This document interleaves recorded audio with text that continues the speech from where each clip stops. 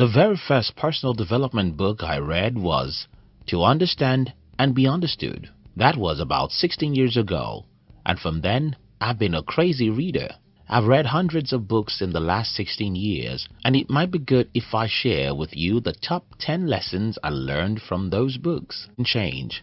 I started my life on a pretty rough road. I grew up in a dark village, being raised by a poor farmer and suffering terrible sickness. Needless to say, I was destined to be average, but when I was around 18 years old, I learned from a book that I'll do better with my life if I focus on what I can change and not on what happens around me. I decided to stop criticizing the government. Yes, I know the government of my country is bad, but what can I do about that? I stopped complaining about my poverty, sickness, or the economy.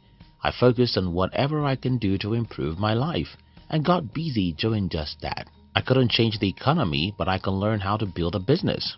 So I did that. I couldn't change anything about my parents' poverty, but I can strive for financial independence. I couldn't change the fact that I was born with a terrible genotype, but I can improve my health. So I formed the habits of eating lots of fruits, vegetables, and water.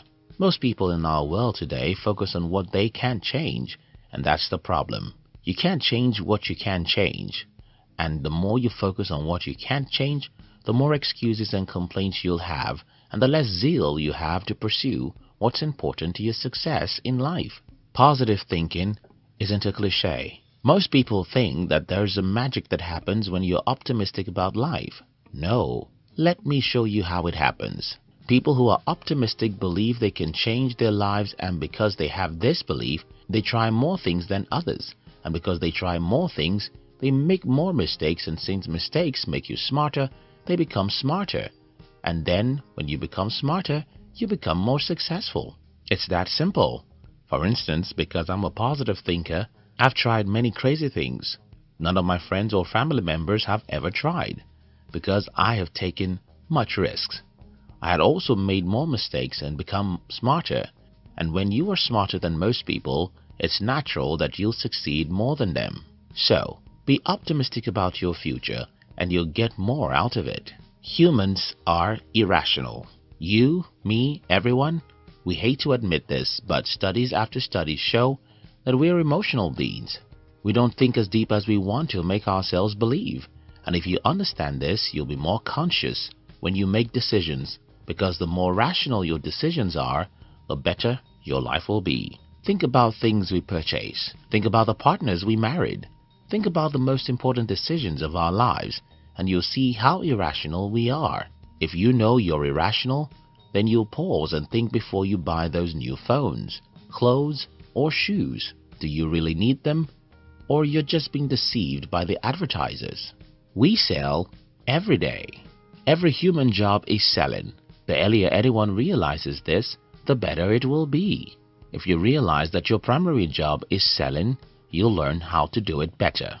Your friends make you. My life changed around the year 2005 when I read somewhere that the closest people to me determine my future.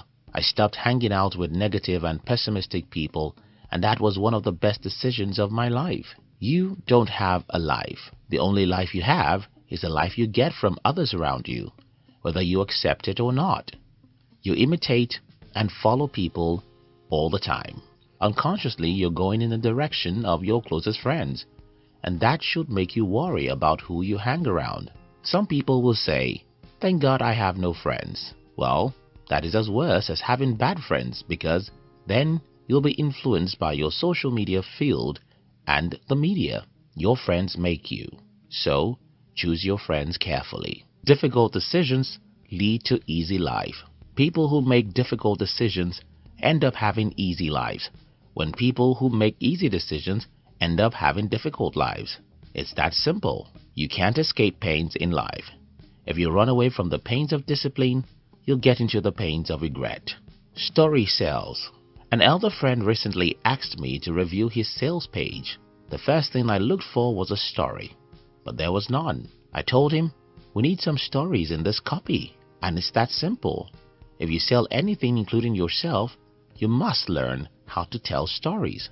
Watch our videos on this channel and notice how we tell stories. The reason is because stories is the best way humans learn. Not just that, stories are the best way to get people to be emotional and then persuade them to do what you want. You get what you look for.